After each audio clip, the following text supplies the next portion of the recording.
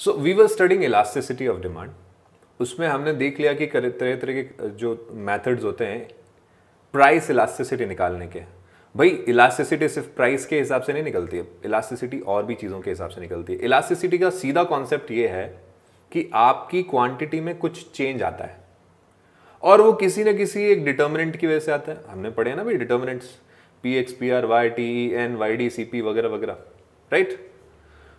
उनमें से अगर प्राइस के हिसाब से चेंज को देखें तो वो कहलाती है प्राइस इलास्टिसिटी सर। ऐसे ही इनकम के हिसाब से देखेंगे तो इनकम इलास्टिसिटी हो जाएगी। खैर अभी फिलहाल अपन उसको डिस्कस नहीं करेंगे। अपन को अभी ये समझना है कि what is the relationship between slope of a demand curve and elasticity. किसमें रिलेशनशिप बोल रहा हूं, फिर से सुनना, slope of demand curve and elasticity.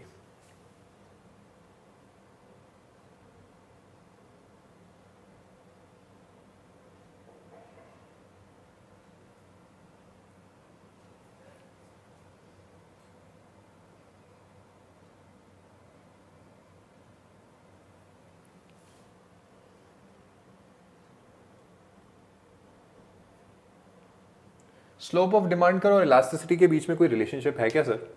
बिल्कुल है। स्लोप होता क्या है पहले तो ये समझें। मैं आपके लिए कुछ डिमांड कर्व्स बना देता हूं, आपको वहीं से आइडिया लगेगा।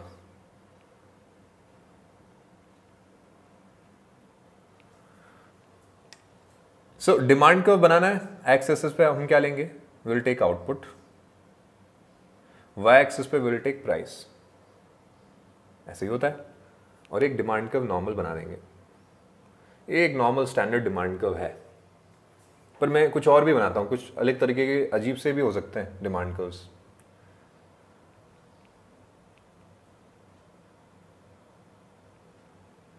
कैसे हो सकते हैं सर? एक हो सकता है कुछ इस तरह का, इसमें और इसमें कुछ फर्क है क्या? Is there a difference between the first demand curve which I have drawn and the second one? हाँ सर, दिख तो रहा है, स्लोप का फर्क है। अगर आप इन दोनों के बीच फर्क कर सकते हो तो आपको पता है स्लोप क्या है। अब उसको मैं वर्ड्स में आप बाहर लाऊंगा, आप ही के थ्रू लाऊंगा, देखते हैं, लेट्स सी। नेक्स्ट एक और डिमांड कर्व आपके लिए बना रहा हूं।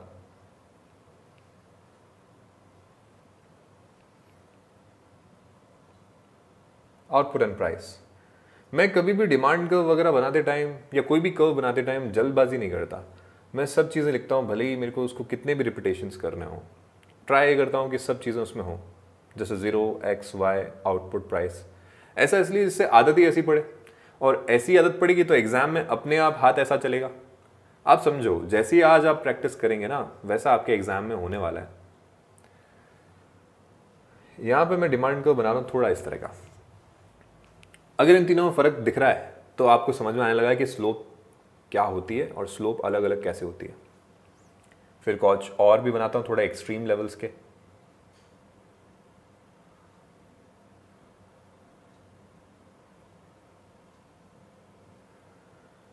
क्वांटिटी या आउटपुट एक ही बात है, ओके। एंड इस बार हमारा डिमांड कर्व है कुछ इस तरह का। This is a number 4। Number 5, अगर हॉरिजॉन्टल बन सकता है तो वर्टिकल भी बन सकता है ना।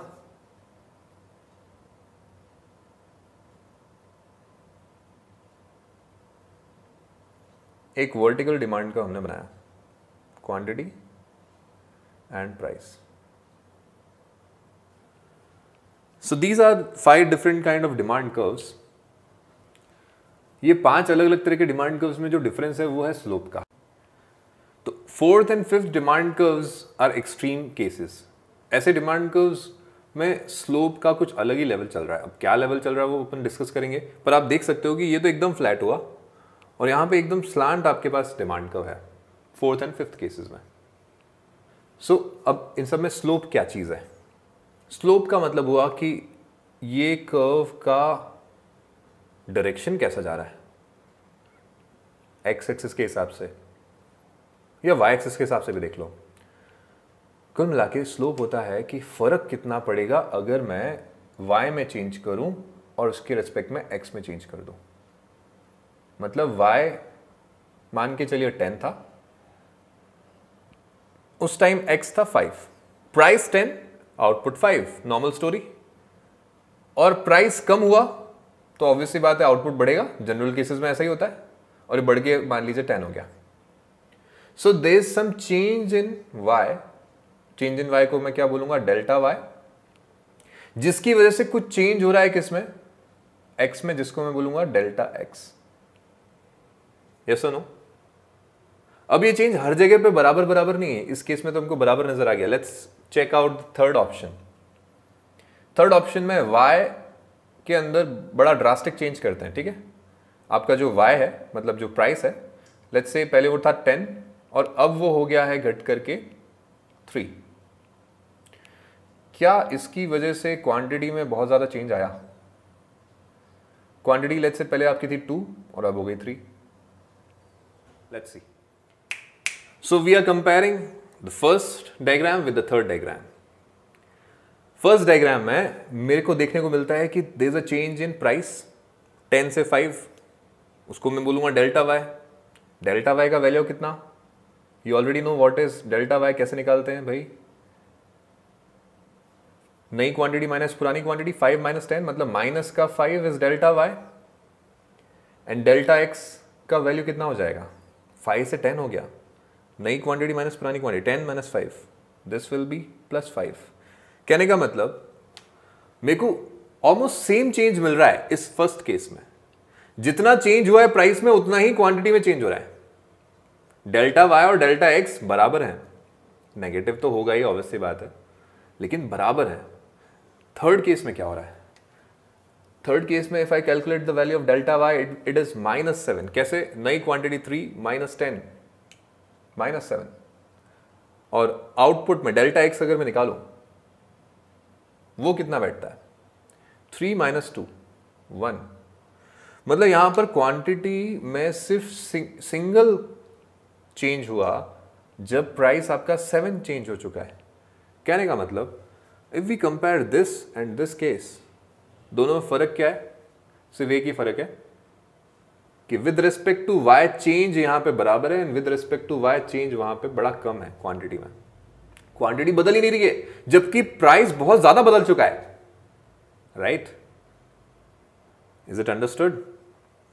इसी को हम स्लोप का फर्क बोलते हैं। दोनों में स्लोप का फर्क का मतलब क्या हुआ कि there is a change in X with respect to change in Y, और वो जो रेशियो है दोनों का उसी को स्लोप बोलते हैं। स्लोप का फॉर्मूला हो जाएगा slope equals to delta Y upon delta X. जैसे हम देख सकते हैं यहां पे delta Y upon delta X की वैल्यू कितनी आएगी? -5 अपॉन 5, दैट बिकम्स 1। मतलब यहां स्लोप 1 की है। यहां पर delta Y upon delta X कितना आएगा? -7 अपॉन 1, दैट इज -7। मतलब स्लोप फर्स्ट केस में 1 की और सेकंड केस में -7 की।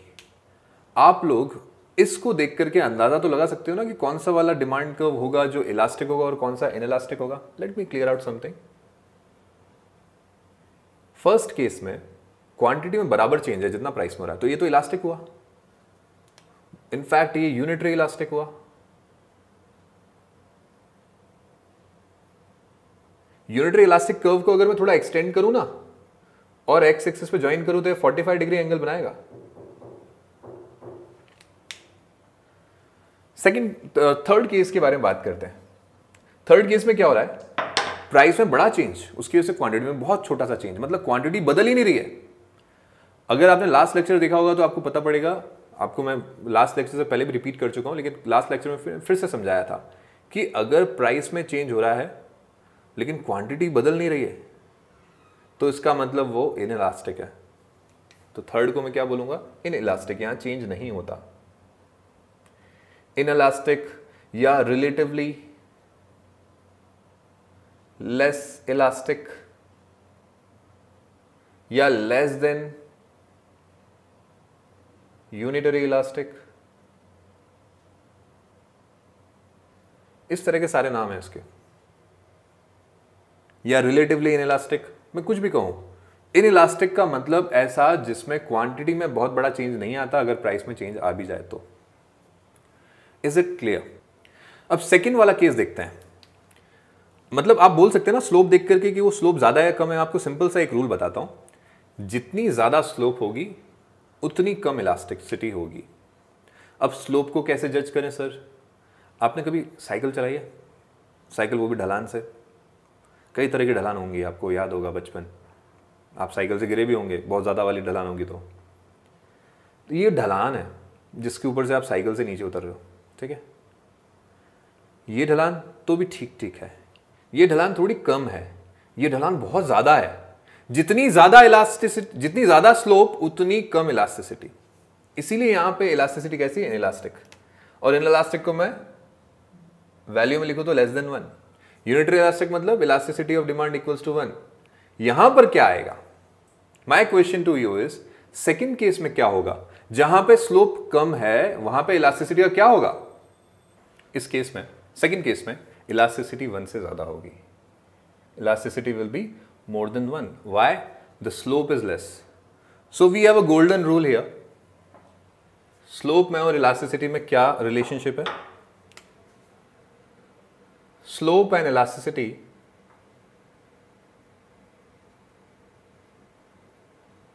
Are inversely related.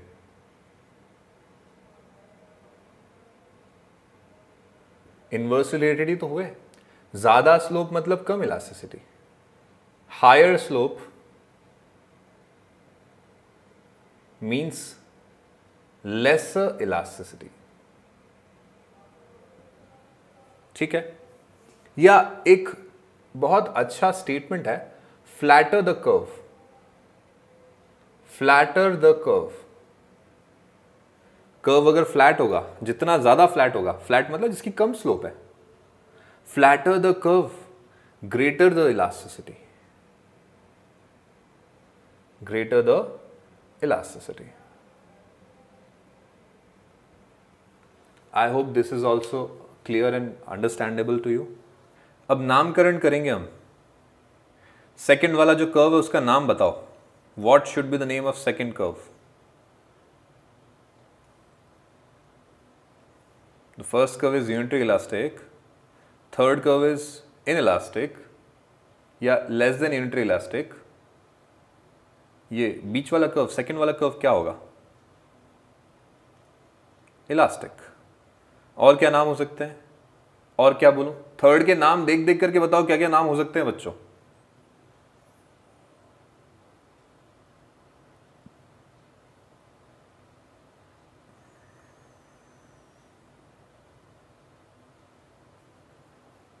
Elastic, elastic, elastic. अरे और भी तो नाम हो सकते हैं। जैसे मैं थर्ड के लिए क्या क्या लिखा है? In elastic, relatively less elastic, less than unitary elastic. ऐसी सेकंड के लिए और क्या क्या नाम होंगे?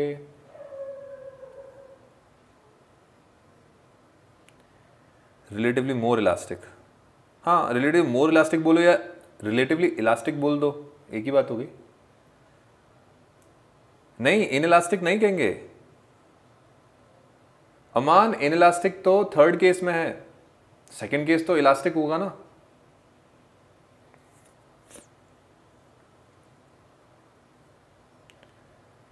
मोर देन यूनिटरी इलास्टिक, यस।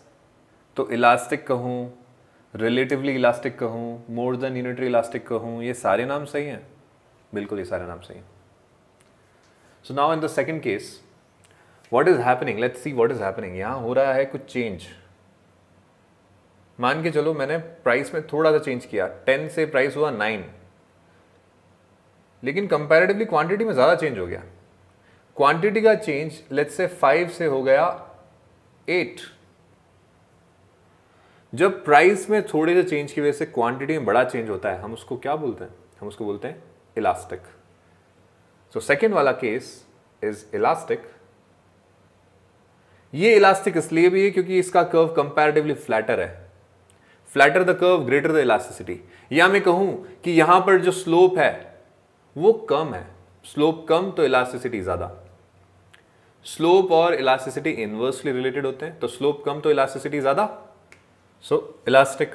या दूसरा नाम can be relatively less elastic था यहां पर, तो we can say this is relatively more elastic.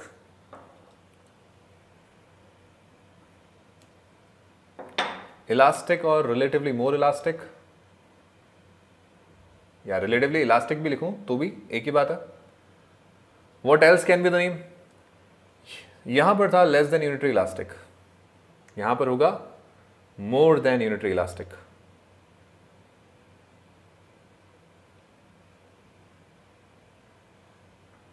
कहने का मतलब elasticity of demand is more than one. So unitary elastic, relatively elastic या more than unitary elastic, relatively less elastic या less than unitary elastic, ये तीन levels हमने समझ लिए सर। अभी we have these special curves, these extreme cases. एक case में क्या हो रहा है कि सर प्राइस सेम रहेगा तो भी आप कोई भी क्वांटिटी डिमांड कर सकते हो, ऐसा होता है क्या? हाँ ऐसा होता है। इस तरह का डिमांड कर्व बनता है। यस, आई टेल यू, आगे आने वाले लेक्चर्स में आपको देखने को मिलेगा कि भाई जो परफेक्ट कंपटीशन मार्केट होता है, there is a market kind जिसको बोलते हैं परफेक्ट कंपटीशन मार्केट, वहां पे ऐसा हो सकता है कि प्राइस सेम रहे तो भी कोई भी क्वांटिटी वहां पे कंज्यूम की जा सकती है, भले वो 10 हो, भले वो 100 हो, भले वो 1000 हो, at that can be infinite. कितनी भी क्वांटिटी पर the price will remain the same. मतलब प्राइस में चेंज नहीं है? हाँ बिल्कुल नहीं है। प्राइस में चेंज जीरो है? बिल्कुल। ऐसे केसेस में हमारी डिमांड बहुत ज्यादा इलास्टिक होती है, क्योंकि थोड़ा भी प्राइस को चेंज किया तो डिमांड वैनिश हो जाएगी, गायब हो जाएगी, डिमांड बचेगी ही नहीं। There will be not a single consumer in the market जो आपकी फर्म से कुछ प्रोडक्ट खरीदेगा अगर आपने प्राइस को थोड़ा भी छेड़छाड़ किया। So due to a small change in price, अगर क्वांटिटी में एक ट्रिमेंडस चेंज होता है तो हमें उसमें क्या बोलेंगे कि ये परफेक्टली इलास्टिक है। Demand here is perfectly elastic. Perfectly elastic मतलब क्या हुआ कि elasticity of demand is infinity.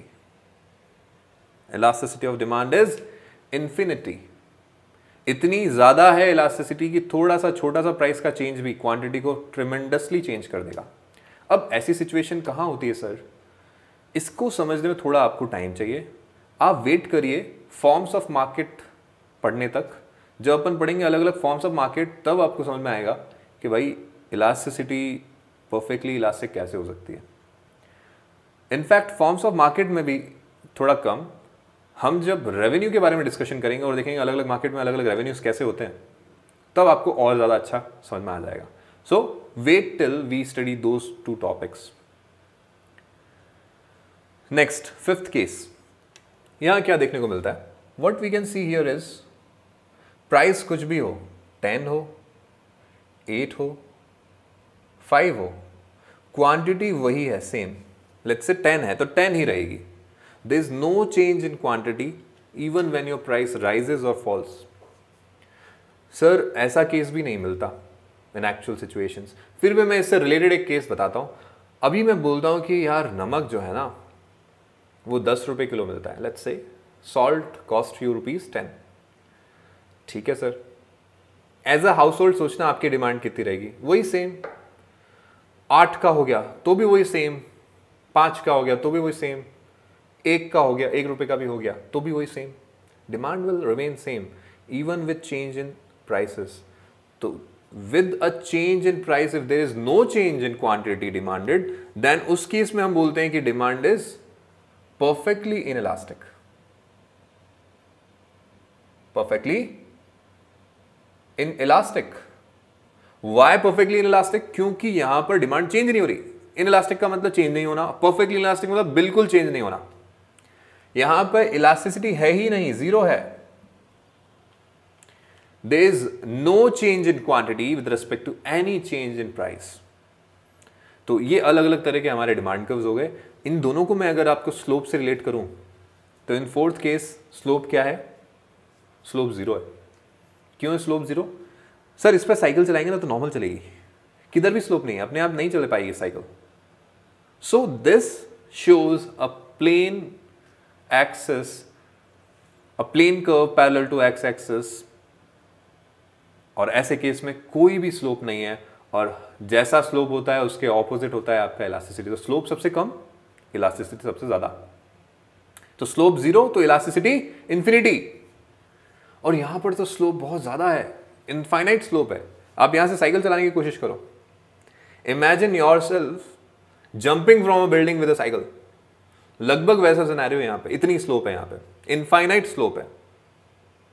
जब स्लोप इनफाइनाइट तो इलास्टिसिटी 0, राइट, क्योंकि there is a inverse relationship between slope and elasticity. I hope ये सब आपको समझ में आया होगा। मेरी लाइव क्लास कभी मिस मत किया करो। Alright students, this topic is done till here, बाकी का मैं आपको नेक्स्ट लेक्चर में कवर करूंगा। Okay, thank you students.